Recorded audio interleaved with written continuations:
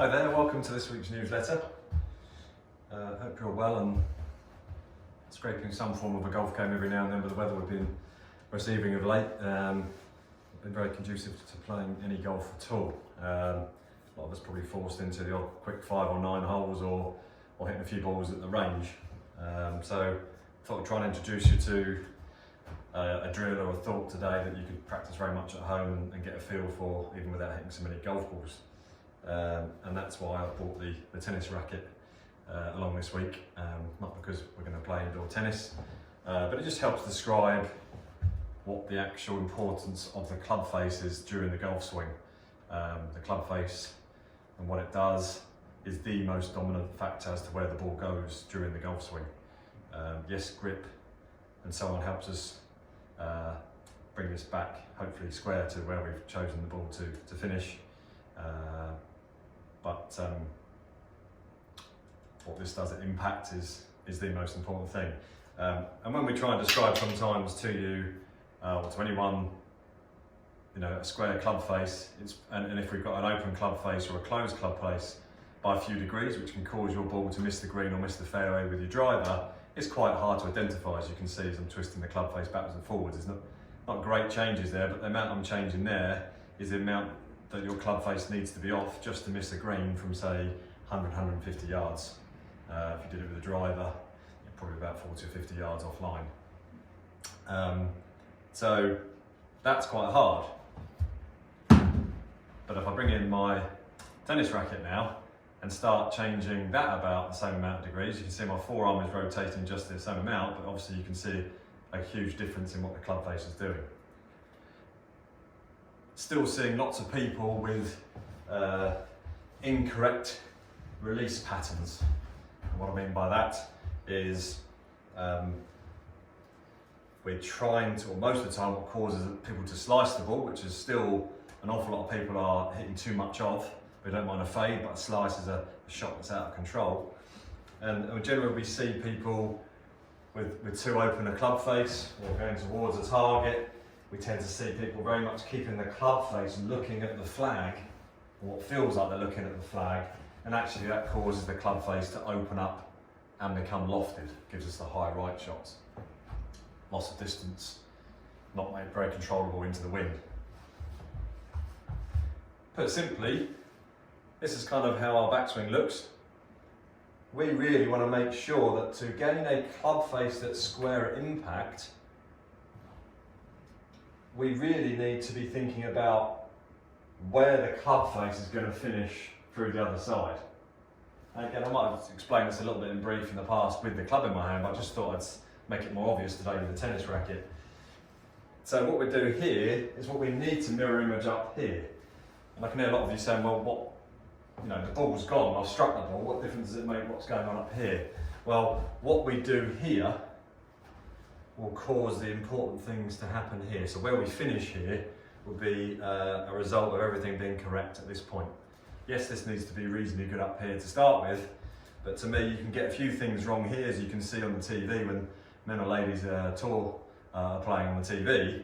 There's various positions here, but most importantly, the club is coming back square at this point, and you'll generally probably agree that most people are going through similar positions here.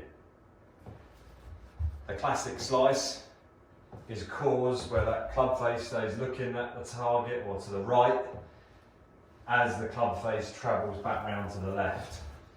And we simply need to try and make sure, as we do on our backswing hopefully, we need to make sure that as the club starts travelling back around us, that the club face stays looking at that arc on the way through. So the club squares up to face the target as we strike it, and as we go through impact, gradually as the club travels down the line for a very small amount of time, it then starts coming back around us on that arc that we're hopefully producing, and that club face needs to stay looking at that arc.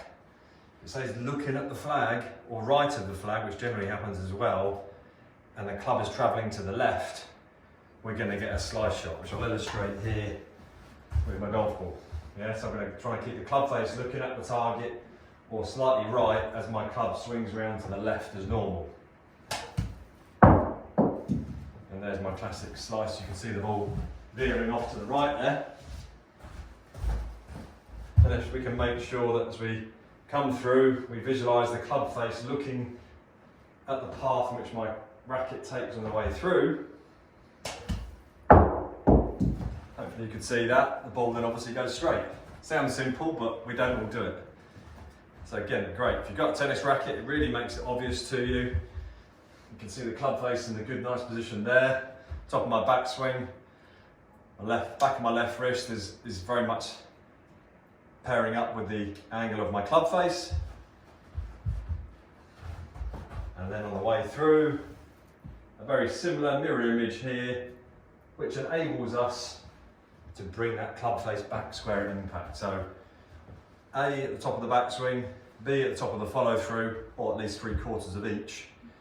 If we can find those positions, it's going to make us square the face up and make sure the club face looks at the path of the club, not the club face staying open or pointing right of the path. That's what kills us. That's what gives us the big high slice that obviously frustrates an awful lot of us.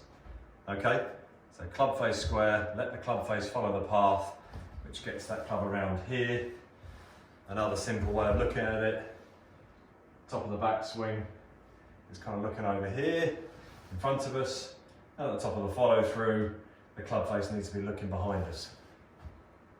Okay, but again, just illustrate it for yourself at home, grab your tennis racket, do what I've just done there, and it can just be a couple of minutes here and there that when you go back out and hit shots again, we'll lose that open club face and we'll lose that slice shot. Okay, any problems with that? Please give us a shout in the shop. I'm hopefully now back up teaching as best as possible. Still got some sort of temporary staff, or organising all of my staff to get my shifts back up as normal for teaching and fitting, but we're getting there.